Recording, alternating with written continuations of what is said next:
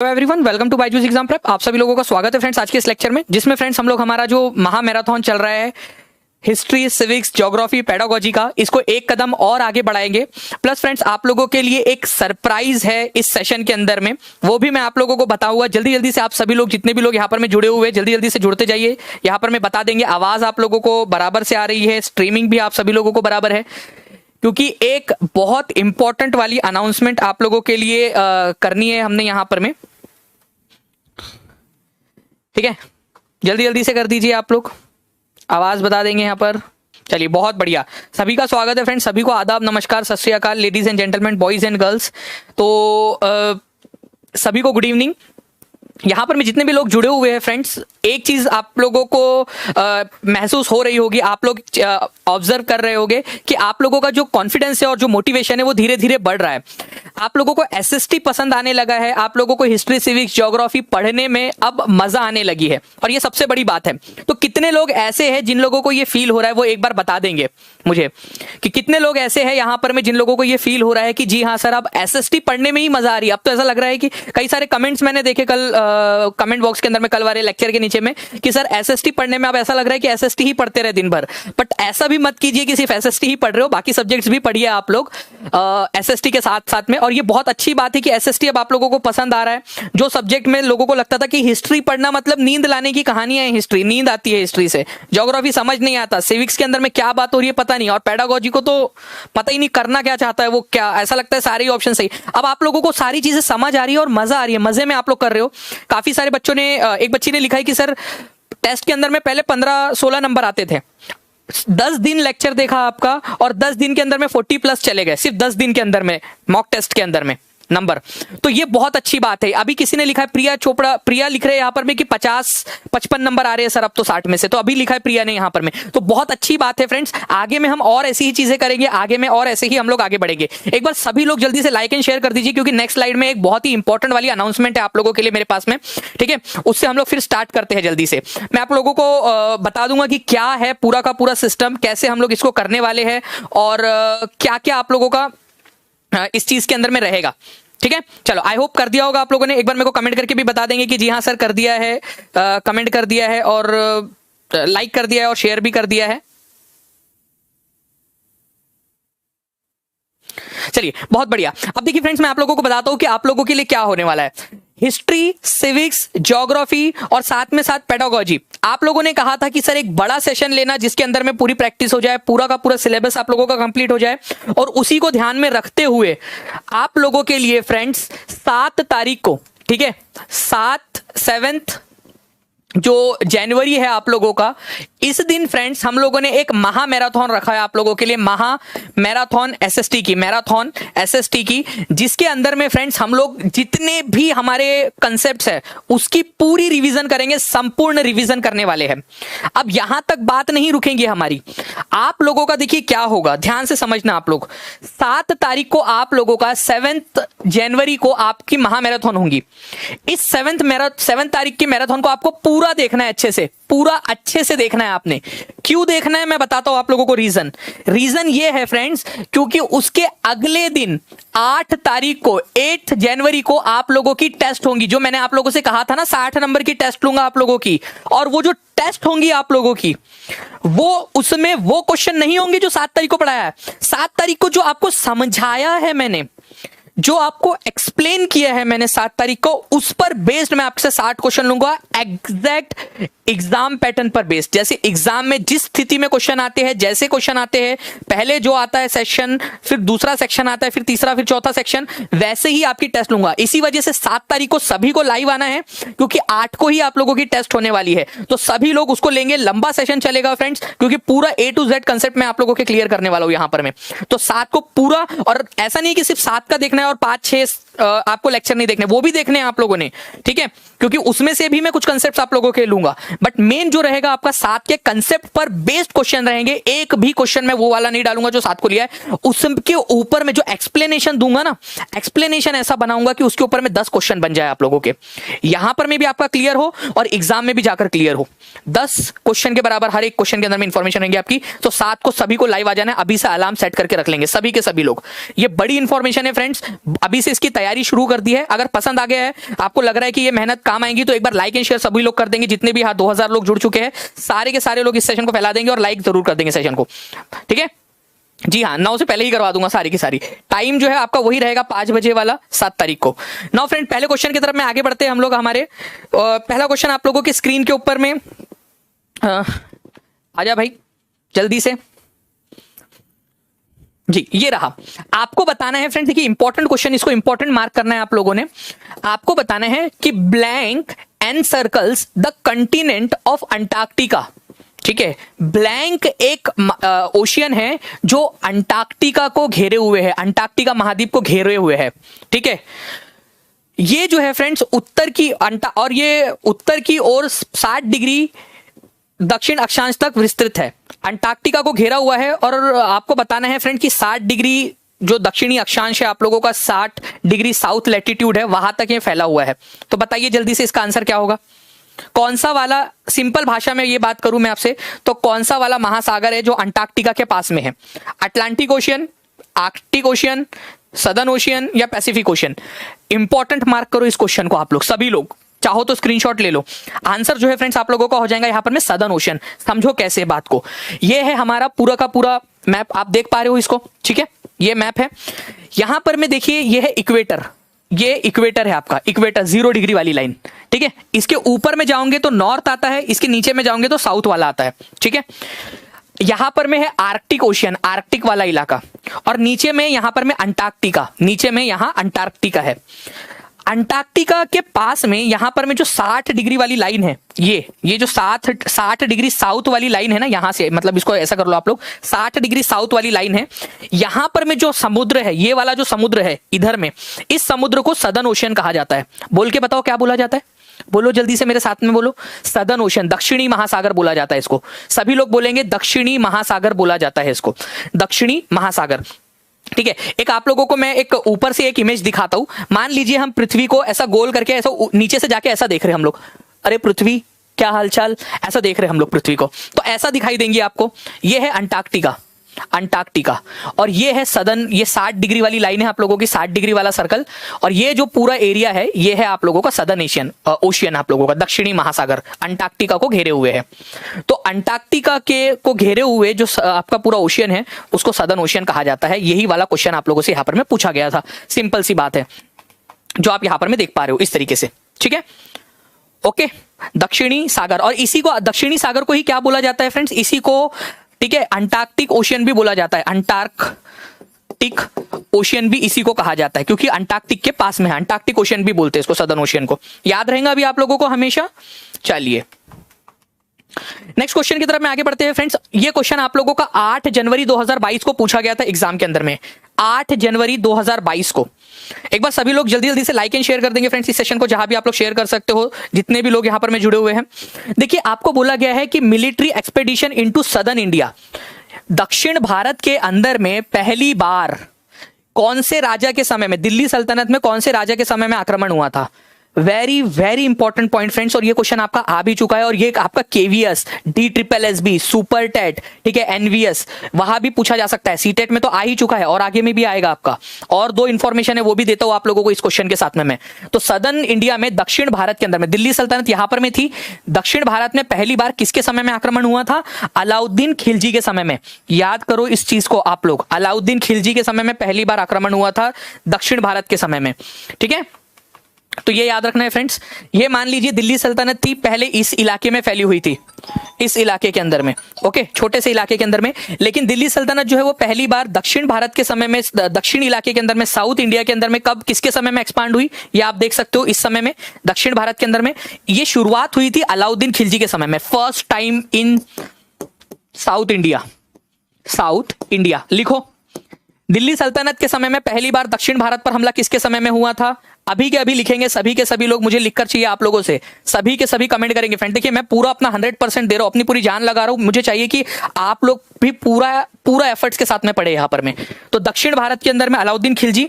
लेकिन एक और पॉइंट आपको बताया था, जो पुराने बच्चे उन लोगों को याद होगा, एक पॉइंट मैंने बताया था आप लोगों को कि दिल्ली सल्तनत जो है वो अपने चरम पर किसके समय में पहुंच गई थी? चरम मतलब होता है जेनिथ, अपने विशालतम रूप में किसके समय में पहुंची थी? ज़ेनिथ के ऊपर में।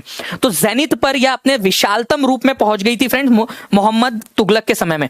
ये भी याद रखिए आप लोग, ये जानबूझ के यहां पर मैं इसको देखिए आप लोग, मैंने बॉक्स में बनाया मोहम्मद बिन तुगलक को, ठीक है। ज़ेनिथ पर पहुंच गई थी, ज़ेनिथ, जिसको चरम बोला जाता है हिंदी के अंदर में, चरम पर। चरस गांजा वाला चरस नहीं समझना, ये चरम है आप लोगों का, नहीं तो पता चले कि कुछ लोगों को चरस ही याद आ रहा है। अच्छा सर चरस में पहुंच गई थी, मतलब चरस लेते थे क्या बहुत ज्यादा? तो देखो ध्यान से, यहां पर में दो चीजें हैं।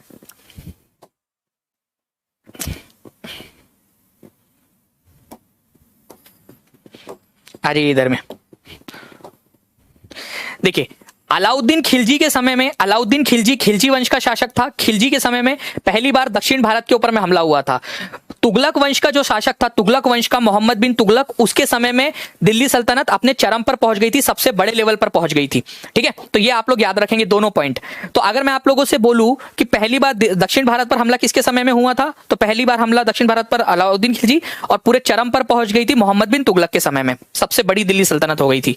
अब मैं एक चीज आप लोगों को बताना चाहूंगा फ्रेंड्स, अलाउद्दीन खिलजी और मोहम्मद बिन तुगलक के बारे में बात की हमने, थोड़ा सा इन दोनों का कंपैरिजन कर ले, ठीक है।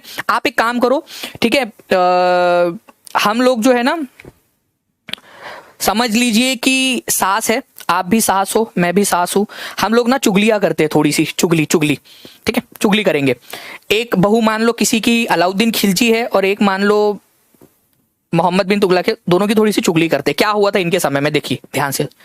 अलाउद्दीन खिलजी और मोहम्मद बिन तुगलक के समय में जो दिल्ली सल्तनत थी, उनके समय में क्या हुआ था, इंडियन सब कंटिनेंट का मतलब क्या होता है? भारतीय उपमहाद्वीप का मतलब ये हमारा भारत, ठीक है, आज का पाकिस्तान, अफगानिस्तान, नेपाल, भूटान, ठीक है, ये पूरा का पूरा जो एरिया है ना, इसको भारतीय उपमहाद्वीप कहा जाता है, ठीक है। भारत, पाकिस्तान, अफगानिस्तान, नेपाल, भूटान, ये पूरा का पूरा जो इलाका है, इसको क्या कहा जाता है फ्रेंड्स? भारतीय उपमहाद्वीप कहा जाता है।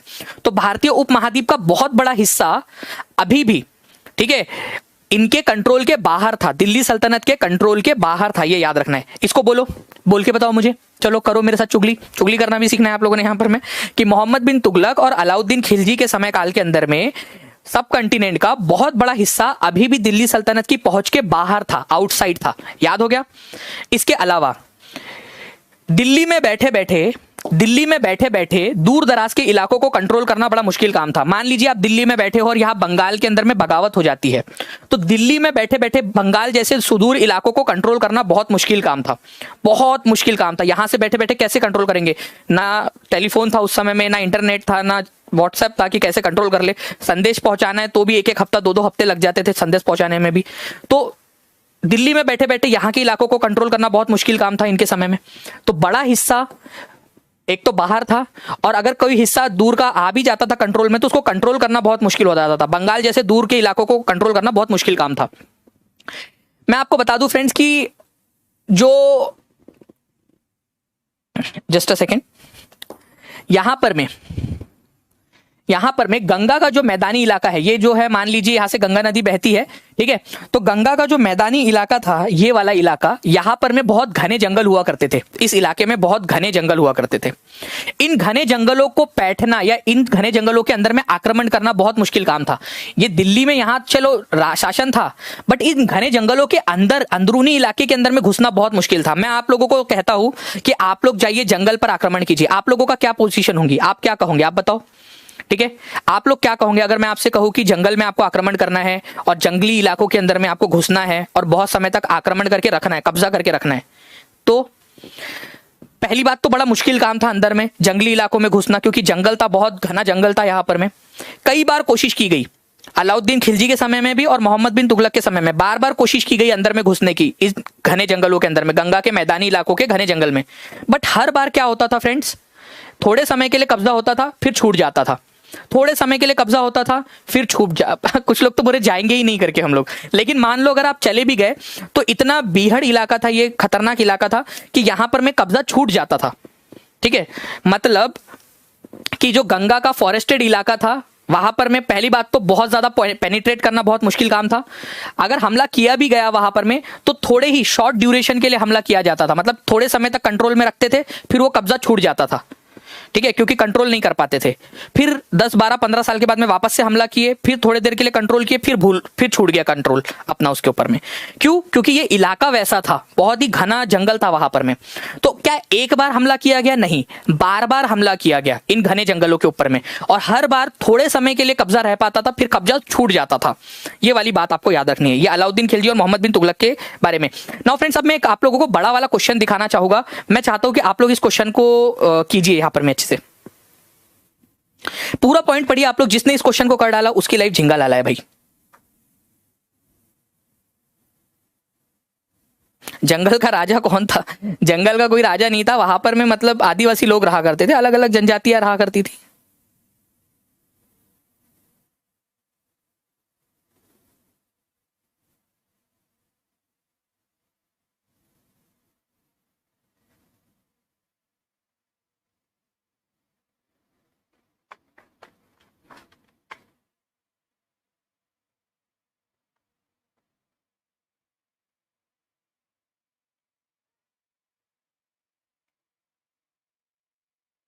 जी, तो देखिए फ्रेंड्स, आप लोगों के आंसर जो है वो आने स्टार्ट हो गए फ्रेंड्स यहाँ पर मैं आप लोगों के।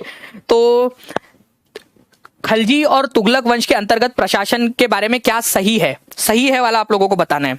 तो दिल्ली से बैठे बैठे बंगाल जैसे दूर के इलाकों को नियंत्रण करना बहुत कठिन था, सही बात है, और आपको सही वाला पॉइंट मिल गया।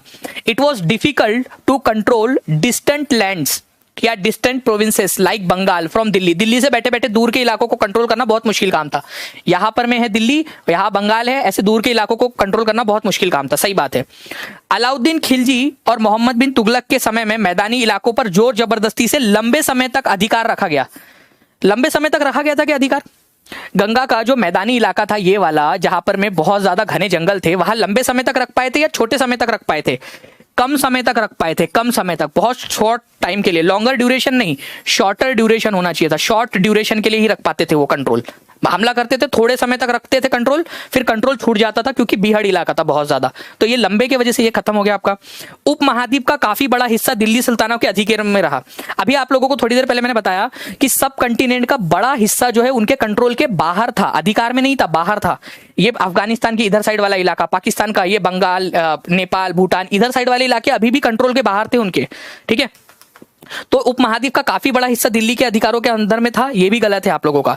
गंगा के मैदानी इलाकों के घने जंगलों को पहली बार पेठा गया या पहली बार पेनिट्रेट किया गया या एक ही बार पेनिट्रेट किया गया? नहीं फ्रेंड्स, इसको बार बार पेनिट्रेट किया गया, बार बार इसके ऊपर में हमला किया गया, इस घने जंगलों के ऊपर में। हर बार क्या होता था, थोड़े कम समय के लिए कम समय के लिए कंट्रोल रख पाते थे, फिर कंट्रोल छूट जाता था। फिर 10-15 साल बाद फिर कोशिश करते थे बैठने की या उसके ऊपर में पेनिट्रेट करने की, उसके अंदर में घुसने की, ठीक है। लेकिन फिर से वो कंट्रोल थोड़े समय के लिए रहता था, फिर छूट जाता था कंट्रोल। तो फ्रेंड्स, गंगा के मैदानी इलाके के घने जंगलों वाले इलाके को पहली बार नहीं पेठा गया, बार बार पेठा गया था, लेकिन हर बार कम समय के लिए वो कंट्रोल रख पाते थे और कंट्रोल छूट जाता था। उपमहाद्वीप का काफी बड़ा हिस्सा था जो उनके कंट्रोल के बाहर था, दिल्ली सल्तनत के। दिल्ली से बंगाल जैसे सुदूर इलाकों को नियंत्रण करना कठिन था, ये बिल्कुल सही बात है आप लोगों की। तो आंसर इसका ऑप्शन नंबर 1 हो जाएगा। कितने लोगों ने सही आंसर लगाया था एक बार बता दीजिए। मेरे बताने के पहले सही आंसर आ गया था आप लोगों का। यहाँ पर मैं 2500 से ज्यादा लोग देख रहे हैं फ्रेंड्स। कितने लोगों का सही था ये बता देंगे आप लोग। चलिए नेक्स्ट क्वेश्चन की तरफ में आगे बढ़ते हैं आप लोगों के। देखिए फ्रेंड, दिल्ली सल्तनत काल में गुलामों को उच्च पद पर नियुक्त करने का क्या कारण था? जो गुलाम थे उनको बड़े बड़े पद पर नियुक्त किया गया था। मैं भी आप लोगों को दिखा भी देता हूं कि बड़े बड़े पद पर कैसे नियुक्त किया गया था इन लोगों को, और कौन कौन से बड़े बड़े पदों पर नियुक्त किया गया था वो भी दिखा दूंगा आपको। पहले ये बताइए आप लोग क्यों किया गया था नियुक्त?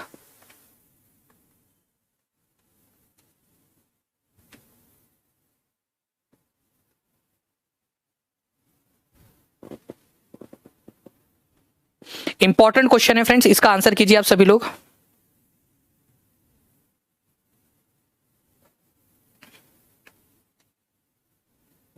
देखिए दिल्ली सल्तनत के समय में क्या होता था, दिल्ली सल्तनत के जो सुल्तान हुआ करते थे वो छोटे लोगों को, छोटे दर्जे के लोगों को, नीचे दर्जे के लोगों को, गुलामों को ऊंचे ऊंचे पदों पर नियुक्त किया करते थे। क्योंकि इनको कंट्रोल करना इजी था इसी वजह से, और उनको पेमेंट नहीं देनी पड़ती थी, पेमेंट बच जाएंगी भाई, चलो यार ठीक है, यहाँ पर मैं कौन है, अनु कुमारी है, इनको टीचर हायर कर लो, इनको पैसे नहीं देने पड़ेंगे, क्या ऐसा वाला काम था इनका? नहीं, पैसे का लेन देन नहीं था वो। They owed their life to the sultan and their heirs, वो अपनी जान की बाजी लगा देते थे, बिल्कुल, किसके लिए? सुल्तान और उनके उत्तराधिकारियों के लिए, सुल्तान के लिए और उनके बच्चों के लिए अपनी जान की बाजी लगा देते थे ये गुलाम लोग। क्या ये था? They were loyal to sultan and their heirs, वो सुल्तान और उनके उत्तराधिकारियों के लिए लॉयल होते थे। जी हुजूर, जी सर, जैसा आप बोलोगे वैसा कर देंगे, कोई नहीं सर, ठीक है। They were trustworthy and dependent on their master, वो ट्रस्टवर्दी थे और अपने मास्टर या अपने जो भी उनका स्वामी है उसके ऊपर में निर्भर रहते थे। बताओ वो सबसे एग्जैक्ट आंसर क्या होगा? मैं आप लोगों को पहले इसका एक्सप्लेनेशन दे दूं, फिर आप लोग बताओगे मुझे आंसर इसका। रेडी? चैलेंज एक्सेप्ट करते हो आप लोग? कितने लोग चैलेंज एक्सेप्ट करते हैं बताओ? चैलेंज एक्सेप्ट करते हो? मैं आपको एक्सप्लेनेशन देता हूं, फिर से क्वेश्चन दिखाऊंगा ये वाला। Accept challenge? तो आप लोगों के लिए चैलेंज ये रहा, मैं एक्सप्लेनेशन दे रहा हूं, आपको फिर आंसर फिर से करना है उसका। ध्यान से देखिए आप लोग। देखिए, मोहम्मद बिन तुगलक और अलाउद्दीन खिलजी के समय काल के अंदर में क्या होता था फ्रेंड्स? बंदगा वाला सिस्टम चालू था। ये बंदगा सिस्टम क्या था? इसको लाया था इल्तुतमिश ने। बंदगा कौन थे? बंदगा जो है फ्रेंड्स, ये गुलाम हुआ करते थे। गुलाम जो होते थे, जो सेना में शामिल करने के लिए लाए जाते थे, इनको बंदगा कहा जाता था, ठीक है। कई सारे गुलाम ऐसे होते थे जो अलग अलग काम करते थे। कोई नाई होता था, कोई जो है वो आपका बावर्ची होता था, कोई आपके लिए शराब बनाता था, कोई आपको शराब पिलाता था, और कई सारे गुलाम तो कुछ और भी करते थे। वो बात कभी हायर क्लासेस में करूंगा आप लोगों के साथ में, ठीक है। बड़ी खतरनाक सी भी बातें उन लोगों की। तो बंदगा जो है फ्रेंड्स, ये गुलाम हुआ करते थे, जो उनके सेवक टाइप आप बोल सकते हो। कई बार इनको सेना में भी शामिल किया जाता था, इनको खरीद के लाया जाता था ईरान, इराक और उधर साइड से। ये क्या थे फ्रेंड्स? ये जो स्लेव्स थे, ये गुलाम जो थे, ठीक है। और ये जो आश्रित लोग थे, गुलाम और क्लाइंट का मतलब क्या होता है? क्लाइंट मतलब ये होता है क्या कि भाई क्लाइंट को फोन करो, पेमेंट नहीं आई अभी तक, वो वाला नहीं। क्लाइंट का मतलब होता है फ्रेंड्स आश्रित। दो मतलब होते हैं क्लाइंट के। वो एक होता है आप लोगों का जो आपका आप जिसको आप माल बेच रहे हो, और एक होता है आश्रित, ठीक है। मतलब व्यक्ति के संरक्षण में रहता है, उस पर निर्भर करता है। तो किसी और पर निर्भर रहने वाले व्यक्ति को भी क्लाइंट बोला जाता है। तो स्लेव्स और क्लाइंट मतलब किसी और पर निर्भर रहने वाला व्यक्ति, तो वही सर्वेंट, गुलाम टाइप का। वो अपने मास्टर के प्रति जो है क्या रहते थे? वफादार रहते थे, लेकिन उनके वंशजों के प्रति नहीं। मान लीजिए कि मैं आपका राजा हूं, ठीक है। जय बायजूसमती, क्या था? बायजूसमती, ठीक है। जय बायजूसमती, मैं यहाँ का क्या हूं? ये मेरा वचन है और ये मेरा वचन है ये मेरा वचन ही है शासन, ये वाला हो गया टाइप का, मान लीजिए। तो मैं यहाँ का क्या हूँ? बाहुबली हूँ। आप लोग जो है मेरे मान लीजिए कि आश्रित हो, क्लाइंट हो आप लोग, ठीक है, सेवक हो। आप मेरे प्रति वफादार रहोगे कि हाँ दानिश सर ने जो बोला बस वो करना है। दानिश सर ने बोला लाइक करना है, चलो फट लाइक कर दो, सारी फैला दो। दानिश सर ने बोला शेयर करने के लिए, शेयर कर दिया आप लोगों ने, पूरी फैला दी यहाँ पर मैं। ओके, आप मेरे प्रति वफादार हो। लेकिन मान लो कल जाके छोटा वाला दानिश सर आया, आपका छोटा नन्ना मुन्ना सा दानिश सर आया, वो बड़ा होगा, आप उसके प्रति वफादार नहीं रहोगे। तो आप केवल अपने मास्टर, अपने राजा के प्रति वफादार रहोगे, उनके हायर्स या उनके वंशजों के प्रति वफादार नहीं रहोगे। तो ये गुलामों की क्या थी, याद रखना है आप लोगों ने फ्रेंड्स। ये जो स्लेव्स या क्लाइंट्स होते थे, वो अपने मास्टर्स के प्रति तो वफादार होते थे, अपने पैट्रॉन्स या जो उनके स्वामी होते थे उनके प्रति वफादार रहते थे, बट उनके वंशजों के प्रति नहीं होते थे। जैसे कि मान लीजिए कि आप मेरे प्रति वफादार हो, ठीक है, आप मेरे प्रति वफादार हो, बट मेरे छोटू मोटे नन्नू मुन्नू जब आएगा उसके प्रति वफादार नहीं रहोगे आप लोग, उसके सेशन को लाइक नहीं करोगे आप लोग, ठीक है, उसके सेशन को शेयर नहीं करोगे जब तक कि वो खुद को प्रूफ ना कर दे, ठीक है। कब आएगा अभी यार मुझे भी नहीं पता, मैं भी इंतजार ही कर रहा हूँ, पता नहीं कहाँ रह गया वो। तो लॉयल और मास्टर्स के लॉयल रहते थे मास्टर और पेट्रोन्स के प्रति, लेकिन हायर्स के उनके हायर्स का मतलब होता है उत्तराधिकारी, जो उनके वंशज है उनके प्रति नहीं होते थे। तो ये पॉइंट जिसने याद रख लिया उसको याद रखना है, वो लॉयल होते थे फ्रेंड्स, ट्रस्टवर्दी होते थे, उन पर भरोसा किया जा सकता था। जैसे मैं आप लोगों पे भरोसा कर सकता हूँ, ठीक है, और आप मेरे प्रति लॉयल रहोगे, मैं आप पे भरोसा कर सकता हूँ। लेकिन आप वो मेरे हायर्स या मेरे उत्तराधिकारियों के प्रति आप लॉयल नहीं रहोगे और वो भी आप पे भरोसा नहीं करेंगे, ठीक है। चलो अब इस क्वेश्चन को वापस से देखते हैं हम लोग। अच्छा, मैं एक और चीज आप लोगों को बताता हूं कि ये जो लॉयल थे, मास्टर्स के प्रति रहते थे, कई सारे जो सुल्तान हुए उन्होंने अपने गुलामों को बड़े बड़े पद पर बिठाया। मान लीजिए कि आपके ऊपर मेरे को बहुत भरोसा है, मैं आपको बड़े पद पे बिठा देता हूँ, बड़े बड़े पद के ऊपर में, बड़े बड़े पदों के ऊपर मैं बिठा दूंगा आप लोगों को। जैसे फॉर एग्जाम्पल, जैसे मोहम्मद बिन तुगलक जो था उसने क्या किया, अजीम खुम्मार नाम का एक वाइन डिस्टिलर था, शराब बनाने वाला व्यक्ति, उसको एडमिनिस्ट्रेटर बना दिया था, गवर्नर बना दिया था। फिरोज हजाम जो हजामत करता है, टुक टुक टुक टुक टुक टुक हजामत पता है ना आप लोगों को, वो जो ये कर देती है आपकी हजामत, ठीक है। तो बार्बर कटिंग करने वाला नाई हजाम, फिरोज हजाम जो हजामत भी करता है और आपके बाल भी काटता है, तो उसको भी इसने बना दिया था। मन का तब्बाक एक बावर्ची था, उसको भी गवर्नर बना दिया था। लड्डा और पीरा नाम के माली थे, उन लोगों को भी गवर्नर बना दिया था। तो ऐसे अपने गुलामों को, अपने सेवकों को इन्होंने क्या किया था, बड़े बड़े पोस्ट पर बिठाया था। किसने? मोहम्मद बिन तुगलक ने। जियाउद्दीन बर्नी ने इनके बारे में कहा है कि राजा के जजमेंट के बारे में पता चलता है कि राजा कितना इनकैपेसिटी में था। एक्चुअल में जो है ना फ्रेंड्स, इनकी जलती थी। जो बड़े बड़े लोग थे, जो ये पर्शियन तवारीख के लेखक होते थे, जो जिन्होंने ये जैसे जियाउद्दीन बर्नी जैसे जो लेखक थे, इन लोगों की ये जलती थी इन लोगों की कि भाई हमारे होते हुए ये लोग क्या कर रहे हैं, छोटे दर्जे के लोगों को बड़े बड़े पोस्ट पर बिठा रहे हैं, ठीक है। तो जो पर्शियन तवारीख के लेखक है, तवारीख का मतलब होता है इतिहास, तो इतिहास के जो लेखक है, हिस्टोरियंस है, जो उस समय के इतिहासकार थे, पर्शियन भाषा में जो इतिहास लिखते थे, उन्होंने राजा की आलोचना की है कि राजा ने ऐसे छोटे लोगों को बड़े बड़े पोस्ट पर क्यों बिठाया। राजा ने छोटे लोगों को बड़े बड़े पोस्ट पर क्यों बिठाया, वो उन लोगों को प्रॉब्लम थी, ठीक है। नीची जाति वालों को, छोटे लोगों को क्यों बिठाया। इससे फ्रेंड्स उनकी मानसिकता पता चलती है कि वो छोटे, ऊंची और नीची जाति में मानते थे, ठीक है। छोटी जाति और नीची जाति में मानते थे वो लोग, ये याद रखना है आप लोगों ने। अब इस क्वेश्चन के ऊपर में आते हैं फ्रेंड्स। अब इस क्वेश्चन का आंसर सभी लोग करेंगे, ध्यान से पढ़ो इसको और आंसर करो। जो जितने लोगों ने सी आंसर लगाया था ना, सब अपना आंसर बदलेंगे। अभी देख लेना आप लोग, सब अपना आंसर बदलेंगे।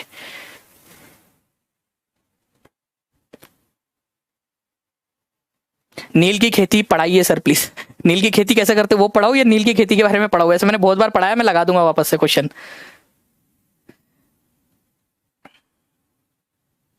ठीक है, जल्दी जल्दी से एक बार शेयर भी कर दो यार, लाइक एंड शेयर कर दो यार। 2800 के करीब लोग देख रहे हैं, जल्दी जल्दी से फैला दीजिए इसको। और आप लोगों को बता दूं ना कि 27 तारीख को 7 तारीख को आप लोगों का बड़ा सा है सेशन डी। अब आंसर आ रहा है, ये हुई ना बात, ठीक है। आप लोग अब समझ गए क्या है। तो इन लोगों को इजी था कंट्रोल करना, ये पैसे नहीं लेते थे, ऐसा कोई बात नहीं थी, ठीक है। वो अपने सुल्तान और उनके हायर्स के प्रति जो है वफादार होते थे, या उनके मातहत रहते थे, ये गलत है। उनके उत्तराधिकारी या उनके जो होने वाले बच्चे या उनके बाद वाले हो, उनके लिए वफादार नहीं होते थे वो। तो ये दोनों पॉइंट गलत है, सी और बी दोनों गलत है। देखो क्यों गलत है, ये हायर्स की वजह से, हायर्स की वजह से गलत है, ये उत्तराधिकारियों की वजह से गलत है। डी वाला पॉइंट सही है, क्योंकि वो ट्रस्टवर्दी होते थे, लॉयल होते थे वो गुलाम, और अपने मालिकों पर ही डिपेंडेंट होते थे। इसी वजह से इनको बड़े बड़े पोस्ट पर बिठाया जाता था। ये याद रखना था आप लोगों ने। डी ही लग रहा था पहले ही, और अभी भी आ रहा है आंसर। चलो बहुत अच्छी बात है, ठीक है, गुड। तो आंसर इसका डी हो जाएगा आप लोगों का। इस क्वेश्चन का आंसर करना चाहोगे आप लोग? जिसने स्टेटमेंट, जिसने कंसेप्ट समझ लिया, वो इस क्वेश्चन का आंसर भी कर लेगा।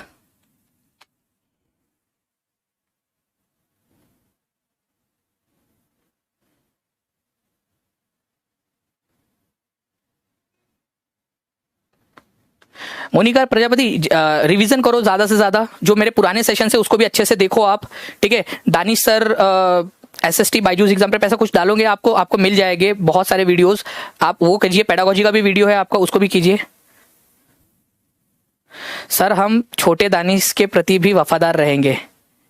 सुमन देवी, सो स्वीट, ठीक है, बट उसके प्रति वफादार मत रहना आप प्लीज। अगर छोटा दानिश हुआ, छोटा दानिश आएगा, तो छोटा दानिश को प्रूव करने देना, उसको वफादारी गेन करने देना आप लोग।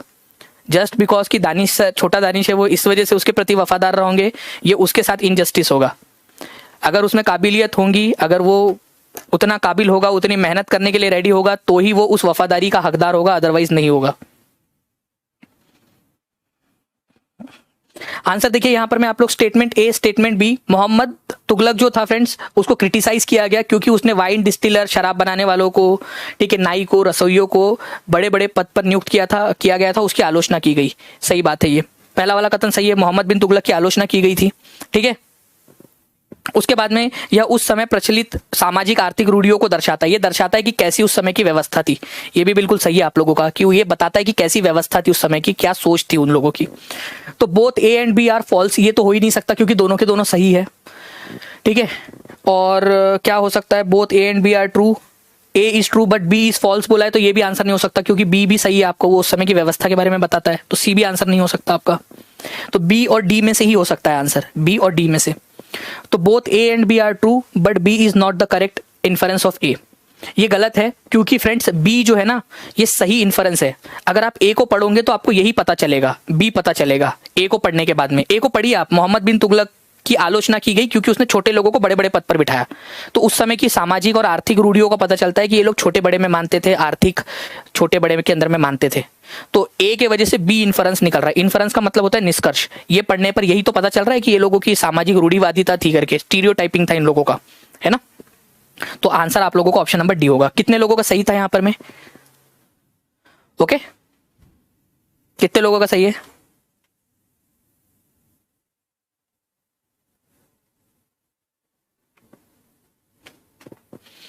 नाउ फ्रेंड नेक्स्ट क्वेश्चन है, इसका आंसर कीजिए आप लोग। The word planet comes from Greek word planetai which means उसका मतलब क्या होता है ये बताइए आप लोग।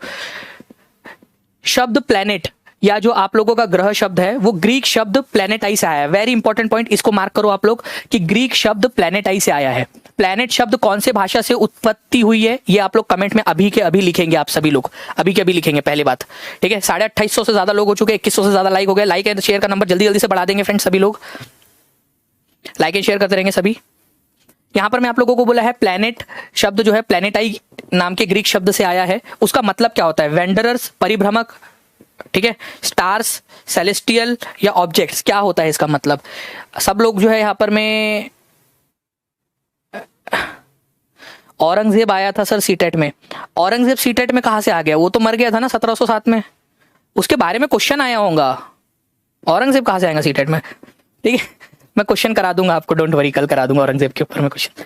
वंडरर्स होता है फ्रेंड्स, इसका मतलब ये याद रखना है आप लोगों ने, परिभ्रमक, क्योंकि ये जो प्लैनेट्स होते हैं ये गोल गोल चक्कर लगाते हैं, एक निश्चित जो है एक ऑर्बिट के अंदर में वो चक्कर लगाते हैं। इसी वजह से जो है ये प्लैनेटाई का मतलब ही होता है वंडरर्स या परिभ्रमक, जो परिक्रमा करते हैं। तो आपको याद रखना है जो प्लैनेट शब्द है ये एक ग्रीक वर्ड है, एनसीईआरटी में दिया हुआ है फ्रेंड्स, याद रखना है आप लोगों ने, प्लैनेटाई उससे आया हुआ है, प्लैनेटाई। क्योंकि फ्रेंड्स प्लैनेट जो है वो क्या होते हैं, एक ऑर्बिट के अंदर में वंडर या घूमते रहते, गोल गोल गोल गोल घूमते रहते, गोल गोल पानी इतना इतना रानी, क्या क्या गोल गोल रानी इतना इतना पानी, क्या था वो, ठीक है। तो प्लैनेट जो है फ्रेंड्स ये क्या करते हैं, इनके पास में खुद की हीट नहीं होती। जैसे हमारा प्लैनेट है, हमारा अर्थ है, इसके पास में क्या खुद की हीट है? नहीं है। ये हमारा सबसे पास का जो तारा है सूर्य, हमारा सूर्य, उससे हीट और लाइट लेता है। तो प्लैनेट्स के पास में क्या खुद की हीट और लाइट होती है? हाँ या ना में जवाब दो। नहीं होती है, ये याद रखना है, खुद की हीट और लाइट नहीं होती। वो अपने पास वाले तारे से, जैसे हमारा पृथ्वी है, अपने पास वाले तारे से क्या करता है, लेता है। कुछ प्लैनेट्स के पास में अपने मून्स होते हैं, किसी के पास में नहीं होते। जैसे कि ये 2 प्लैनेट्स हैं जिनके पास में अपने खुद के चंद्रमा नहीं है, ठीक है। बाकी सब जो है उनके पास में अपने अपने चंद्रमा है, ये याद रखना है। तो मर्क्यूरी और वीनस, बुध ग्रह और शुक्र ग्रह, केवल 2 ग्रह ऐसे हैं जिनके पास में खुद के चंद्रमा नहीं है, बाकी सबके पास में। हमारे पृथ्वी के पास में कितने चंद्रमा है बता सकता है कोई? और उसका नाम क्या है, या उनके नाम क्या है? तो देखिए फ्रेंड्स, जितने भी 8 प्लैनेट्स है वो सोलर सिस्टम के अंदर में एक फिक्स्ड ऑर्बिट में गोल गोल घूम रहे हैं। आप देखिए यहाँ पर में दिख रहा है आप लोगों को गोल गोल घूमते हुए, ये घूम रहे हैं। कौन से ऑर्बिट में घूम रहे हैं ये लोग? वेरी इंपॉर्टेंट, DSSB में आया था ये क्वेश्चन आप लोगों का। कौन से ऑर्बिट में घूम रहे हैं? इलोंगेटेड पाथ में घूम रहे हैं। वेरी वेरी वेरी इंपॉर्टेंट, आपको अभी के अभी लिखना है आप लोगों ने इसको। दीर्घ वृत्ताकार कक्षा में घूम रहे हैं, लिखो अभी के अभी लिखो। सूर्य के आसपास सभी प्लैनेट्स कौन से ऑर्बिट में घूम रहे हैं, उनका जो ऑर्बिट है उसको क्या कहा जाता है? अभी के अभी लिखो, कमेंट बॉक्स में अभी के अभी लिखो इसका नाम। इलोंगेटेड ऑर्बिट में घूम रहे हैं, ठीक है। ऑर्बिट कैसा है? इलोंगेटेड है, ये याद रखना है आप लोगों ने। दीर्घ वृत्ताकार, दीर्घ वृत्ताकार मतलब अंडे टाइप का, अरे अंडा ऐसा कुछ तो भी अंडे टाइप का होता है, वो पूरा मतलब गोल नहीं होता है, अंडे टाइप का होता है, ठीक है। कहीं पे छोटा होता है और कहीं पे बड़ा होता है, ठीक है। कहीं पे छोटा होता है, कहीं पे बड़ा होता है, इस प्रकार का कुछ वृत्त होता है आपका। तो इलोंगेटेड पाथ में या फिर दीर्घ वृत्ताकार पाथ के अंदर में घूमते हैं। लिख दिया सभी लोगों ने, ये DSSB में भी आ चुका है फ्रेंड्स ऑलरेडी, तो इसको याद रखना है आप लोगों ने कि क्या ऑर्बिट का पाथ है। चलिए, मर्क्यूरी, इनका डिस्टेंस क्या है ये भी याद रख लो आप लोग, इनका सीक्वेंस। मर्क्यूरी है, वीनस है, अर्थ, मार्स, ठीक है, Jupiter, Saturn, Uranus, Neptune, Pluto. एक चीज मैं आप लोगों से पूछना चाहता हूं, ठीक है मेरे प्यारे प्यारे बच्चों, एक बात बताओ मुझे, आप लोग, आप इतने इंटेलिजेंट हो और आप लोग मतलब बहुत अच्छा कर सकते हो, क्योंकि आप में वो काबिलियत है, आपने यहाँ तक पहुंचे हो आप लोग, मतलब आप में वो काबिलियत है, बस थोड़ा सा अपने आप को और मोटिवेट करने की जरूरत है आप लोगों ने, और आप लोग कर लोगे। मुझे आप लोगों पे बहुत भरोसा है, बहुत ज्यादा भरोसा है। एक चीज समझना आप लोग, ये मार्स है और ये जुपिटर है, ठीक है। इन दोनों की कक्षा के बीच में ना कुछ एस्ट्रॉइड्स आप लोगों के घूम रहे हैं। एस्ट्रॉइड बेल्ट है। एस्ट्रॉइड के अलावा ना कुछ मीटियोरॉइड भी होते हैं, मीटियोरॉइड्स भी होते हैं आप लोगों के, उल्का पिंड होते हैं मीटियोरॉइड।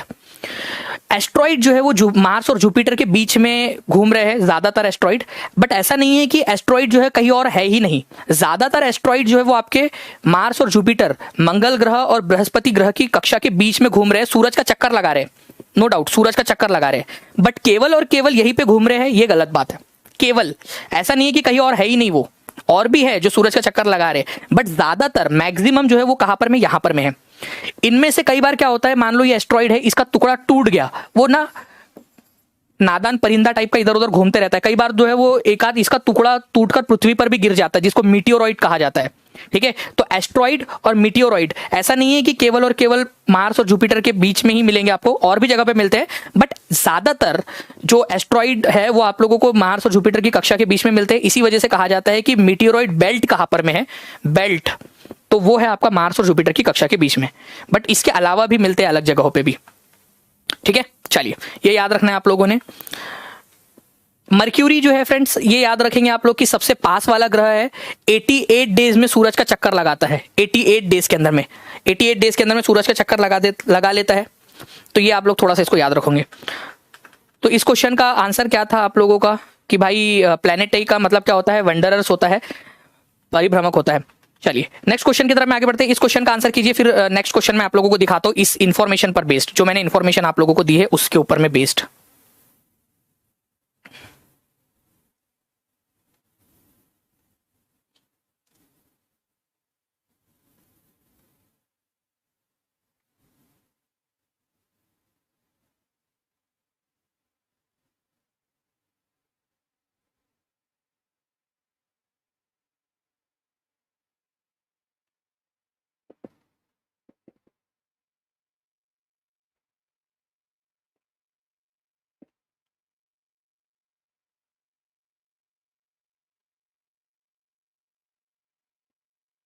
वेरी गुड फ्रेंड्स, आप लोगों के जो है वो आंसर्स आ गए हैं यहाँ पर में।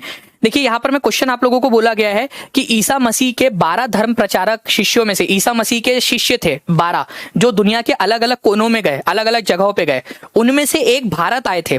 तो भारत आने वाले कौन थे फ्रेंड्स, ये थे सेंट थॉमस। और भारत के कौन से इलाके के अंदर में फ्रेंड्स ये इन्होंने मतलब अपना वर्चस्व बनाया था, थोड़ा अपने अनुयायी बनाए थे, वो था केरला, ठीक है। ये याद रखना है आप लोगों ने, दक्षिण भारत के अंदर में केरला के अंदर में इन्होंने बहुत ज्यादा अपने लोगों को इनके फॉलोवर्स बने थे। तो 12 जो एपोस्टल्स थे, एपोस्टल्स मतलब शिष्य जीसस क्राइस्ट के, उनमें से एक सेंट थॉमस भी थे जो भारत आए थे और भारत में इन्होंने क्रिश्चियनिटी लेकर आए। तो भारत में क्रिश्चियनिटी या भारत में ईसाई धर्म को लाने का श्रेय किसको दिया जाता है, संत थॉमस को दिया जाता है।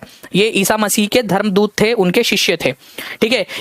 इसके बाद में फ्रेंड्स केरल की बात कर रहे हैं हम लोग, केरल से रिलेटेड ये पॉइंट था आपका। केरल के अंदर में काफी सारे और भी लोग आए, स्पेशली अरब से काफी सारे ट्रेडर्स केरल के अंदर में आकर बसे। ये मान लीजिए केरल है यहाँ पर में, और यहाँ पर में है अरब, ठीक है, अरब। तो अरब से काफी सारे ट्रेडर्स जो है, जो व्यापारी थे, वो केरल में आकर बसे।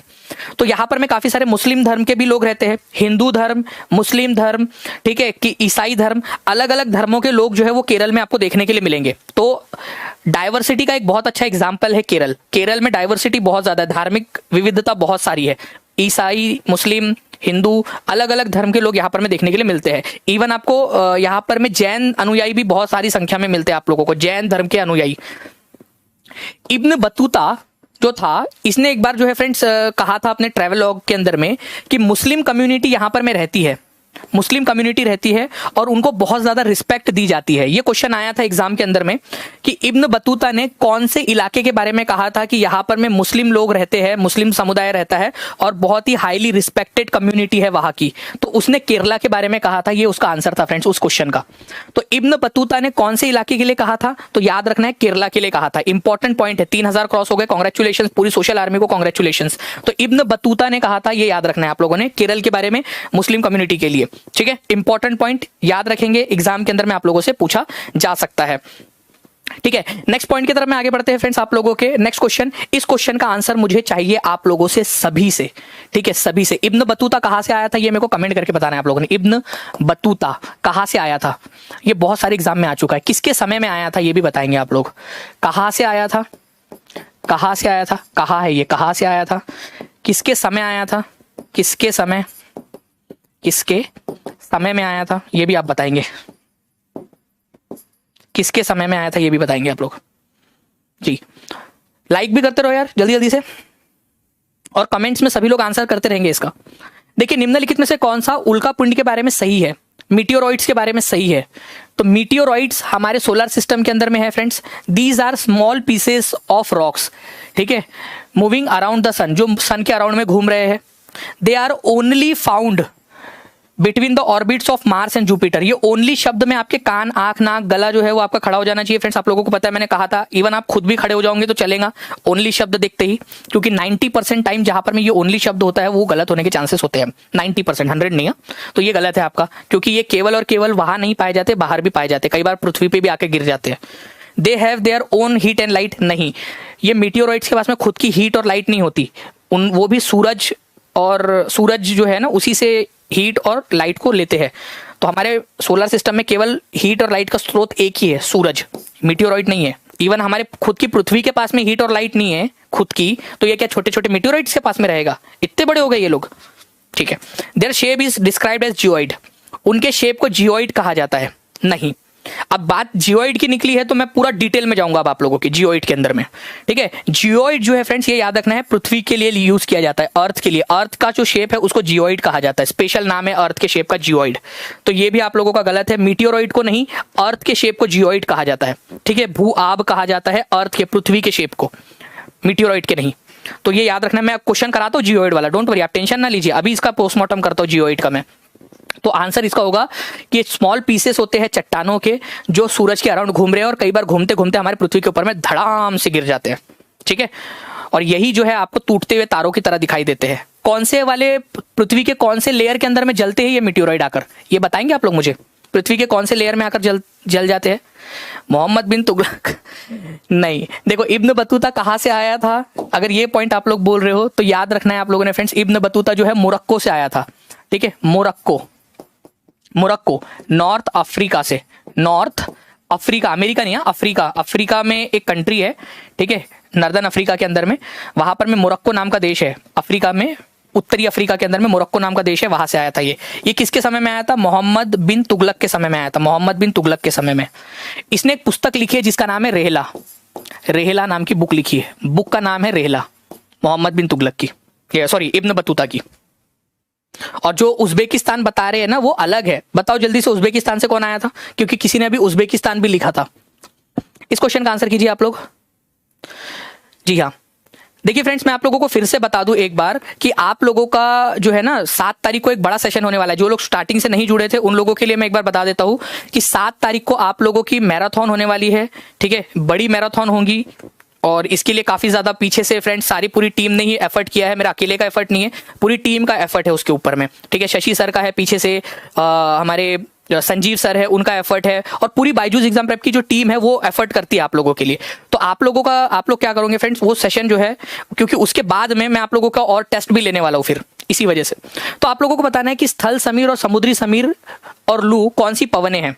तो अलग अलग प्रकार की पवनें होती है। अगर वो पवन हमेशा चलती रहती है, हमेशा जो चलती रहती है, हमेशा, ठीक है, हमेशा एक ही दिशा में, एक ही दिशा में चलती रहती है, एक ही दिशा में चलती रहती है, तो उसको परमानेंट विंड कहा जाता है। और उसी को प्लैनेटरी विंड भी बोलते हैं आप लोग, उसी को प्लैनेटरी विंड भी बोलते हैं। तो ये आप लोगों के आंसर नहीं होंगे, ठीक है, ये आपके आंसर नहीं होंगे। सीजनल विंड का मतलब होता है जो एक मौसम में चलती है, केवल एक ही मौसम में, जैसे कि मॉनसून, मॉनसून की हवाएं जो होती है आपकी वो मॉनसून सीजन में चलती है, तो ये भी आंसर नहीं हो सकता। लैंड ब्रीज और सी ब्रीज या लू जो है आप लोगों की, ये स्थानीय लोकल पवनें हैं आप लोगों की, कुछ ही इलाकों में चलती है। लू चलती है भारत, बांग्लादेश, पाकिस्तान जैसे इलाकों के अंदर में गर्म हवाएं जो होती है उसको लू कहा जाता है, ठीक है। लैंड ब्रीज और सी ब्रीज समुद्री इलाकों में चलती है, केवल कुछ इलाकों के अंदर में, लैंड ब्रीज और सी ब्रीज। तो ये याद रखना है आप लोगों ने, इंपॉर्टेंट है। जैसे कि आप लोग यहां पर में देखिए इस पॉइंट को, ठीक है, एक सेकेंड।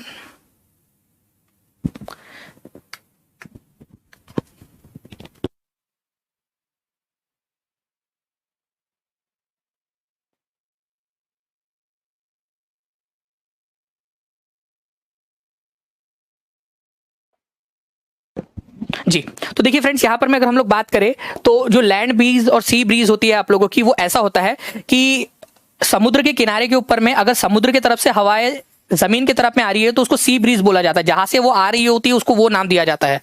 और जब रात में, ठीक है, जमीन की तरफ से हवाएं जब समुद्र की तरफ में जाती है, समुद्र की तरफ में जाती है, उसको लैंड ब्रीज कहा जाता है। तो सी ब्रीज और लैंड ब्रीज कहां पर में चलती है फ्रेंड्स? ठीक है, सी ब्रीज और लैंड ब्रीज ये आप लोगों की चलती है केवल और केवल आप लोगों के समुद्री इलाकों के अंदर में, तटवर्ती इलाकों के अंदर में, स्थल समीर या समुद्री समीर इनको कहा जाता है। तो तटवर्ती इलाकों में लोकल विंड्स है ये आप लोगों की, बेसिकली ये याद रखेंगे आप लोग, क्या है? लोकल विंड, स्थानीय पवनें हैं। स्थल समीर, समुद्री समीर, लू कुछ इलाकों में चलती है, हर जगह नहीं चलती। इसी वजह से इसका आंसर जो है आप लोगों को ऑप्शन नंबर सी हो जाएगा। मैं आप लोगों को बता दूं नेक्स्ट क्वेश्चन के पहले, आगे में क्वेश्चंस बचे उसके पहले बता दूं, 7 तारीख को आप लोगों की मैराथन है, ठीक है, महामैराथन है। और 8 तारीख को आप लोगों की टेस्ट है, 8 को आपकी टेस्ट है, ठीक है, 60 क्वेश्चन की टेस्ट है बेस्ड ऑन दिस, ठीक है, बेस्ड ऑन दिस महामैराथन, 7 जनवरी की मैराथन के ऊपर में। तो सभी लोगों ने 7 तारीख का अलार्म आज से लगा देना है, 5 तारीख को ये बड़ी मैराथन आप लोगों की होने वाली है, ठीक है। चलिए नेक्स्ट क्वेश्चन की तरफ में आगे बढ़ते हैं। Which Delhi sultan introduce token currency somewhat like present day paper currency? किसने जो है फ्रेंड्स टोकन करेंसी इशू किया था? ये भी क्वेश्चन बन सकता है आप लोगों का। टोकन करेंसी किसने इशू किया था, ये बताइए आप लोग। 5000 लाइव करना है उस दिन, चलो बिल्कुल, चलो अब बोल दिया तो चलो कर भी देंगे एक बार। टेस्ट कहाँ होगा? यूट्यूब पे ही होगा आपका टेस्ट। इसी वजह से आपको लाइव आ जाना है, और लाइव जो है आप लोगों का आपको देखना है, क्योंकि बड़ा लेक्चर रहेगा और आपकी 8 को ही टेस्ट हो जाएंगी। इसी वजह से उसी दिन आप लोगों ने देख लेना है। मैं कोशिश करूंगा कि ऐसा भी कर ले उसको हम लोग कि 8-7 को करके हम उसको हटा भी सकते, हो सकता है कि उसको हटा ले, ताकि बच्चा जो है वो 8 में चीटिंग ना करे, 8 मतलब 8 को वो प्रिपेयर्ड रहे। तो सभी लोग आ जाना 7 को। पीएस टेट में भी काम आएगा बिल्कुल वो, क्योंकि पूरा एनसीईआरटी उसमें करवा दूंगा मैं आपको। तो टोकन करेंसी जो है फ्रेंड्स ये क्या है? तो आप लोग देखिए यहाँ पर में टोकन करेंसी होती क्या है। ये नोटों को देखिए आप लोग, ये नोट है, ये 2-2 हजार के नोट है। ये 2000 का नोट, मान लीजिए कि एक नोट आपके पास में आ गया, गिरते उड़ते उड़ते उड़ाते हुए आपके पास में आ गया और आपको मिल गया 2000 रुपए का नोट। अरे वाह, ठीक है। अब वो 2000 रुपए के नोट से आप कुछ 2000 रुपए की चीज या वस्तु खरीद सकते हो। अब मान लीजिए कि सरकार ने ये 2000 रुपए का नोट बंद कर दिया। आज रात में मोदी जी आते हैं 8 बजे और कहते हैं मित्रों, भाइयों और बहनों, आज रात 12 बजे से 2000 रुपए के नोट बंद। तो आप क्या कर लोगे मोदी जी का? कुछ नहीं कर सकते आप। तो फ्रेंड्स ये क्या है? ये जो केवल और केवल एक कागज का टुकड़ा रह जाएगा, ये इसकी वैल्यू नहीं है 2000 रुपए की, बट सरकार ने बोल दिया 2000 रुपए का यूज करो, तो आप लोग यूज कर रहे हो। तो एक प्रकार की ये टोकन करेंसी है, क्योंकि सरकार ने बोला है कि इसको 2000 का यूज करो, तो आप यूज कर रहे हो। बट जब मोहम्मद बिन तुगलक ने कहा लोगों से कि भाई आप जो है कॉपर के सिक्कों को, कॉपर और ब्रॉन्ज के सिक्कों को आप लोग चांदी के सिक्कों के बराबर यूज करो, चांदी के कीमत के बराबर यूज करो, तो लोगों ने मना कर दिया। लोगों ने उसको एक्सेप्ट नहीं किया। क्यों? क्योंकि उस समय उस चीज की एक्सेप्टेंस नहीं थी। आज आपके मन में एक्सेप्टेंस आ चुकी है, आपको सरकार पे भरोसा है, बट उस समय लोगों को नहीं था। तो टोकन करेंसी जो है फ्रेंड्स कॉपर और ब्रॉन्ज की बनाई गई थी, और चांदी की कीमत उसको दी गई थी कि इसको चांदी के कीमत के बराबर यूज करना है। लोगों ने मना कर दिया, और कुछ जो है अति होशियार लोग थे जिन्होंने क्या किया फ्रेंड्स, फेक करेंसी बनाना स्टार्ट कर दिया था। फेक करेंसी, उनको बायजूस एग्जाम प्रेप का कोर्स खरीदना था, तो मान लीजिए कि घर में ही टोकन करेंसी छापी, लाए तांबे से टोकन करेंसी को छापा और कोर्स खरीद लिया जाएगा। मतलब फेक करेंसी भी आगने लग गई थी, फेक करेंसी बहुत सारी आ गई थी। तो थक हार कर क्या करना पड़ा था, टोकन करेंसी को वापस लेना पड़ा था। चांदी की कमी हो गई थी, इस वजह से ये व्यवस्था लाई गई थी, बट ये व्यवस्था को बंद करना पड़ा और सबको, जितने लोगों के पास में कॉपर और ब्रॉन्ज के सिक्के थे उनको सिल्वर देना पड़ा। इसी को शास्त्रों में कहा गया है, खाया पिया कुछ नहीं, ग्लास तोड़ा 12 आना, लेने के देने पड़ गए। तो टोकन करेंसी मोहम्मद बिन तुगलक के समय में आई थी फ्रेंड्स, ये याद रखना है आप लोगों ने, मोहम्मद बिन तुगलक के समय में, और उसको वापस लेना पड़ गया था। तो ये क्वेश्चन आप लोगों का इसका हो जाएगा आपका मोहम्मद बिन तुगलक, और ये क्वेश्चन आप लोगों का 6 जनवरी 2022 को पूछा गया था। ठीक है, चलिए नेक्स्ट क्वेश्चन की तरफ में आगे बढ़ते हैं आप लोगों के। देखिए इस क्वेश्चन का आंसर, इसको देखिए आप लोग जल्दी से बताइए इसका आंसर क्या होगा। इस क्वेश्चन को देखिए और बताइए इसका आंसर क्या होगा, क्योंकि इंपॉर्टेंट क्वेश्चन है ये भी।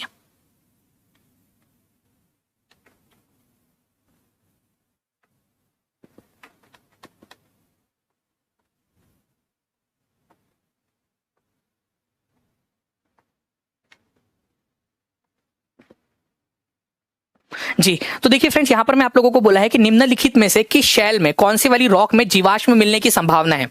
देखिए कि कितने लोग इसका आंसर कर पाते हैं, क्योंकि ये बहुत इंपॉर्टेंट क्वेश्चन है और एग्जाम के अंदर में पूछे जाने की संभावना भी आप लोगों की बनती है ना, क्योंकि इंपॉर्टेंट क्वेश्चन है आप लोगों का। तो यहां पर मैं आप लोग देखिए, अगर इस क्वेश्चन की मैं बात करूं आप लोगों से, तो ये क्वेश्चन निम्नलिखित में से किस शैल में जीवाश्म, जीवाश्म मतलब होता है जो भी जीवित चीज है उनके अवशेष, चाहे वो पेड़ पौधे हो, चाहे वो जानवर हो, उनके अवशेष किस में पाए जा सकते हैं। आप लोगों को मैं क्वेश्चन वापस से दिखाऊंगा, 23 दिसंबर 2021 को पूछा था, मैं क्वेश्चन फिर से दिखाऊंगा आप लोगों को, डोंट वरी। आप लोग पहले इसका एक्सप्लेनेशन देखिए, फिर क्वेश्चन का आंसर कीजिए। देखिए, चट्टाने जो होती है ना फ्रेंड्स, ये नेचुरल मास है आप लोगों का, नेचुरल मिनरल्स है अर्थ क्रस्ट के ऊपर में, उनको रॉक या शैल कहा जाता है, चट्टाने कहा जाता है। अलग अलग प्रकार की हो सकती है, अलग अलग कलर हो सकता है इसका, अलग साइज हो सकता है, अलग टेक्सचर हो सकता है, ठीक है, अलग आकार, अलग गठन हो सकता है, उसका रंग अलग हो सकता है। लेकिन फ्रेंड्स, हम इसको मेजरली 3 भाग में बांट सकते हैं, उनके बनावट के आधार पर या उनके बनने के आधार पर। शैल को 3 प्रकार से बांटा जा सकता है। एक होती है इग्नियस रॉक, आग्नेय चट्टाने। ये जो आग्नेय चट्टाने होती है, ये प्राइमरी चट्टाने होती है, जो सबसे पहले बनती है, सबसे पहले बनती है। अरे ठीक है, सबसे पहले बनती है, सबसे पहले बनती है। कैसे बनती है? तो देखो, इस प्रकार से जब लावा निकलता है, ठीक है, लावा निकलता है पृथ्वी के अंदर में से, तो ये जब ठंडा होता है फ्रेंड्स, तो इसके जमने के बाद में जो चट्टान बनती है सबसे पहले, इसको आप लोग इग्नियस चट्टान बोलते हो, इग्नियस रॉक बोलते हो। तो इस प्रकार से जो लावा से सबसे पहले बनती है, सबसे पहले ठंडे होकर, ये जब ठंडा होगा, ठीक है, ठंडा होकर जब जम जाएगा और जो चट्टान बनेगी उसको प्राइमरी या इग्नियस चट्टान या फिर आग्नेय चट्टाने बोलोगे आप लोग। अब ये आग्नेय चट्टाने मान लीजिए टूट जाती है छोटे छोटे पार्ट्स में, ये आग्नेय चट्टान बनी थी और ये छोटे छोटे पार्ट्स में टूट गई, कण कण में टूट गई और फिर यहां जाकर जमा हो गई, 1 लेयर, 2 लेयर, 3 लेयर, 4, 5 ऐसे जमा हो गई, एक दूसरे के ऊपर में जा जाके टूट गई, पहले टूटी और फिर एक दूसरे के ऊपर में जाकर जमा हो गई। तो ऐसे लेयर बाय लेयर जो चट्टान बनती है टूट कर, ठीक है, इग्नियस या मेटामॉर्फिक रॉक से छोटे छोटे कणों में टूट कर जो लेयर बाय लेयर चट्टान बनती है, एक एक लेयर में हजारों सालों तक एक के बाद एक लेयर चढ़ती जाती है, इसको सेडिमेंट्री रॉक या फिर आप लोग इसको अवसादी चट्टान बोलते हो, अवसादी चट्टान या अवसादी शैल बोलते हैं। मान लो इग्नियस रॉक या मेटामॉर्फिक रॉक के ऊपर में हीट और प्रेशर डाला जाए, ठीक है, बहुत ज्यादा गर्मी डाली जाए या बहुत ज्यादा प्रेशर डाला जाए, तो वो मेटामॉर्फिक रॉक बन जाता है आप लोगों का, कायांतरित चट्टाने मेटामॉर्फिक रॉक बन जाती है। तो ये याद रखना है आप लोगों ने, ठीक है। बाकी जो है फ्रेंड्स, इसको आप लोगों को बताता हूं कि कौन से भाषा से किस में लिया गया है। आप लोगों को ऐसे ही समझाना है अपने बच्चों को, जब आप लोग टीचर बनोगे, अपने जो आपके स्टूडेंट्स रहेंगे उनको आप लोगों ने ऐसे ही समझाना है। और समझाना भी अपने आप में कला होती है फ्रेंड्स, ठीक है, समझाना अपने आप में कला होती है। और ये कला जो है वो मैं आप लोगों को बता दूं, एक जो वो होता है, लड़का जो होता है वो समझा सकता है अपने को। जैसे एक पिता एक बार अपने बच्चे को समझा रहा था, बड़े प्यार से समझाया उसने, एक पिता ने अपने बच्चे को समझाया, बड़ी विनम्रता से समझाया कि बेटा, जो मम्मी की सहेली होती है ना, उसको मौसी कहते हैं, बुआ नहीं, ठीक है। तो इतनी विनम्रता से आपको बच्चों को समझाना होता है ताकि वो समझ जाए कि कहना क्या चाहते हो आप लोग, ठीक है। चलिए, तो यहां पर मैं आप लोग देखिए, इग्नियस रॉक सबसे पहले बनती है, फिर सेडिमेंट्री, और सेडिमेंट्री और इग्नियस के ऊपर में अगर आप हीट और प्रेशर डालोगे तो मेटामॉर्फिक बन जाएगा आप लोगों का। अब यहां पर मैं आप लोग देखिए कि कौन सा शब्द कौन से भाषा से लिया गया है, ये याद रखेंगे आप लोग, कौन सा शब्द कौन से भाषा से आया है, ठीक है, कौन सा शब्द कौन से भाषा से आया है, ये वाला आप लोगों को ये यहां पर में याद रखना है। देखिए फ्रेंड्स, इग्नियस रॉक जो है ना, ये क्वेश्चन एग्जाम में पूछा था, ये लैटिन भाषा का शब्द है जिसका मतलब होता है इग्निस, फायर, ठीक है, फायर, आग। तो इग्निस या आग्नेय शब्द जो है फ्रेंड्स, ये आपका लैटिन शब्द इग्निस से आया है जिसका मतलब होता है आग या अग्नि, ठीक है, आग्नेय चट्टान, इग्नियस चट्टाने। अवसादी चट्टान जो है फ्रेंड्स, ये लैटिन शब्द से आया है आपका, जिसका जो सेडिमेंट करके एक शब्द होता है जिसका मतलब होता है स्थिर या फिर सेटल डाउन हो जाना, जम जाना, क्योंकि टुकड़े टुकड़े हो गए थे, टुकड़े टुकड़े लेयर बाय लेयर जम गए तो सेडिमेंट बन गए वो। मेटामॉर्फिक का मतलब होता है फ्रेंड्स ग्रीक भाषा के अंदर में मेटामॉर्फोस का मतलब होता है चेंज होना, चेंज हो जाना, अपना स्वरूप बदल लेना, मेटामॉर्फोस हो जाना। तो मेटामॉर्फोस ग्रीक शब्द है, बाकी के दो जो है वो लैटिन शब्द से आए हैं, ये याद रखेंगे आप लोग। मैं आप लोगों को इसका अभी बता भी देता हूं इसके ऊपर में कैसे क्वेश्चन पूछा था, एक क्वेश्चन आया था एग्जाम के अंदर में। तो आप लोगों को यहां पर में देखिए फ्रेंड्स, ये इग्नियस चट्टान बनी आपकी, इग्नियस चट्टान ठंडी हो गई। अब ये सेडिमेंट्री रॉक कैसे बनी थी, आपके जो चट्टानों के टुकड़े टुकड़े हुए, और ये जो टुकड़े थे आपके, ये आप देखिए यहां पर में ये टुकड़े क्या हुए, एक दूसरे के ऊपर में जाकर जमा हो गए, ये सेडिमेंट है। सेडिमेंट ये शब्द आप लोग का लैटिन भाषा का शब्द है, जिसका मतलब होता है स्थिर हो जाना, जम जाना। जब ये चट्टान के टुकड़े एक जगह पे जाके स्थिर हो गए, देखिए एक के बाद एक के ऊपर एक जमते जा रहे हैं, आप खुद देखिए यहां पर में, खुद से देखिए इस चीज को, जमते जा रहे हैं, सेडिमेंट्री रॉक बनते जा रहा है, एक दूसरे के ऊपर में जमते जाएंगे, खुद देखिए आप लोग, एक दूसरे के ऊपर में जाके सेटल हो जाएंगे और हजारों सालों तक जमा होते जाएंगे, होते जाएंगे, होते जाएंगे, और ये चट्टान बन जाएंगी, मतलब चट्टान, परतदार चट्टान बन जाएंगी, इस प्रकार की परतदार चट्टान बन जाएंगी। इस परतदार चट्टान में हो सकता है कि कभी ये परत बनते समय कोई एक जानवर यहाँ पर में मछली आकर मर गई, आई आई तरते तरते हुई माँ मैं तो थक गई, बूढ़ी हो गई, ठीक है, सीटेट का पेपर ही क्लियर नहीं हुआ, केवीएस का नोटिफिकेशन आया था, उसमें हमको एलिजिबल नहीं किया, उम्र निकल गई, मर गई वहां पर में आके, तो मछली मर गई यहाँ पर में, तो मछली के अवशेष यहाँ रह जाएंगे, एक पेड़ जो आके टूटा यहाँ पर में गिरा, वो यहाँ पर में जम गया। तो सेडिमेंट्री रॉक आप लोगों की जो होती है, उसके बीच बीच में आपको जीवाश्म, कुछ जो है ना जीवन के अवशेष आप लोगों को मिल जाते हैं। तो आप लोग देखिए, जीवाश्म का मतलब होता है फ्रेंड्स, जो चट्टान होती है आप लोगों की, लेयर वाली चट्टान होती है, उनके बीच में जो प्लांट या जो डेड एनिमल्स है, उनके जो अवशेष बच जाते हैं ना, उनको फॉसिल्स कहा जाता है, ठीक है, जीवाश्म बोला जाता है। और जीवाश्म आप लोगों को केवल और केवल सेडिमेंट्री रॉक में मिल सकते हैं, इसके अंदर में तो बिल्कुल नहीं मिल सकते आप लोगों को आग्नेय चट्टान में, क्योंकि ये देखो लावा इसमें कहां से मिलेंगे भाई, होगा भी तो जम के खत्म हो जाएगा वो तो, ठीक है, ये तो हो ही नहीं सकता इसके अंदर में। मेटामॉर्फिक रॉक में भी नहीं हो सकता, क्यों नहीं हो सकता मेटामॉर्फिक रॉक में, क्योंकि इसमें भी बहुत ज्यादा हीट और प्रेशर की जरूरत पड़ती है, तो इसमें भी नहीं हो सकता। तो आपका क्वेश्चन को समझो, आप लोग क्या बोला है क्वेश्चन की गहराई को समझो, क्वेश्चन की गहराई को, मोटाई को समझो।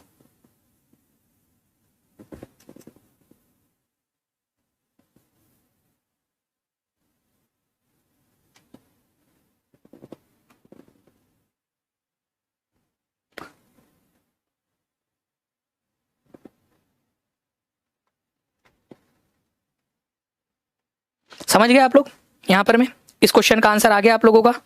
चलिए अब फ्रेंड्स, मैं जो है आप लोगों को ये जो क्वेश्चन है, इसका एक पुराना वाला क्वेश्चन और आप लोगों को दिखाता हूं, और उसके बाद में आप लोगों को बताऊंगा कि एक आप लोगों के एग्जाम के अंदर में जो मैं पढ़ा रहा हूं आप लोगों को, जो एक्सप्लेनेशन दे रहा हूं, उसके ऊपर में किस प्रकार के और क्वेश्चन पूछे जाने की आप लोगों की संभावना बनती है, वो भी आप लोगों को यहाँ पर मैं बताता चलूंगा। चलिए देखिए, इस क्वेश्चन का आंसर जो है फ्रेंड्स हो जाएगा कि किस शैल के अंदर में जीवाश्म मिलने की संभावना है, तो केवल और केवल सेडिमेंट्री के अंदर में मिलने की संभावना है, इसमें नहीं मिल सकता इग्नियस के अंदर में, क्योंकि ये बहुत ज्यादा गर्म होता है, गर्मी से बनता है, ये गर्म होकर बनता है, ठीक है, इसमें भी हीट और प्रेशर रहता है आप लोगों का बनने से पहले, तो इसमें भी नहीं मिल सकता, इसमें भी नहीं मिल सकता, केवल ए इसका आंसर होगा आपका। और आप लोगों को दिखा दूं फ्रेंड्स, ये क्वेश्चन आपका 2012 में भी आ चुका है, 2012 वाला क्वेश्चन देखिए आप लोग, 2012 का क्वेश्चन देखिए आप लोग, क्या बोला था 2012 के अंदर में आप लोगों को, बताइए।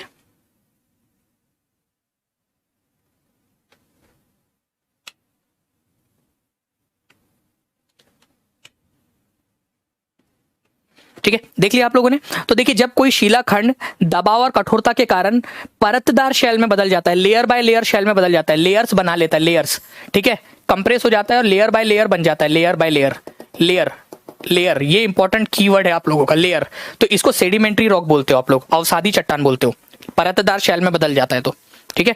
तो आंसर इसका हो जाएगा आप लोगों को ऑप्शन नंबर 3, ठीक है, सेडिमेंट्री रॉक, अवसादी चट्टान। नाउ फ्रेंड, 28 दिसंबर 2021 को क्वेश्चन आया आप लोगों का एग्जाम के अंदर में, 28 तारीख को, कि ये क्वेश्चन में बोला गया है कि which word out of the following means to settle down, स्थिर हो जाना उसका मतलब होता है, स्थिर हो जाना। बताइए कौन सा शब्द है जिसका मतलब होता है स्थिर हो जाना।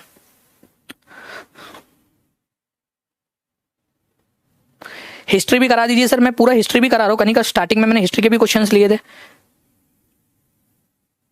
बताइए इसका आंसर क्या होगा आप लोगों का, एक बार लाइक एंड शेयर कर दीजिए सभी के सभी लोग जल्दी जल्दी से। 28 तारीख का क्वेश्चन है आप लोगों का। देखिए इसमें से आपका बोला है कि लैटिन शब्द है पहली बात तो, और मतलब होता है स्थिर हो जाना या सेटल डाउन हो जाना।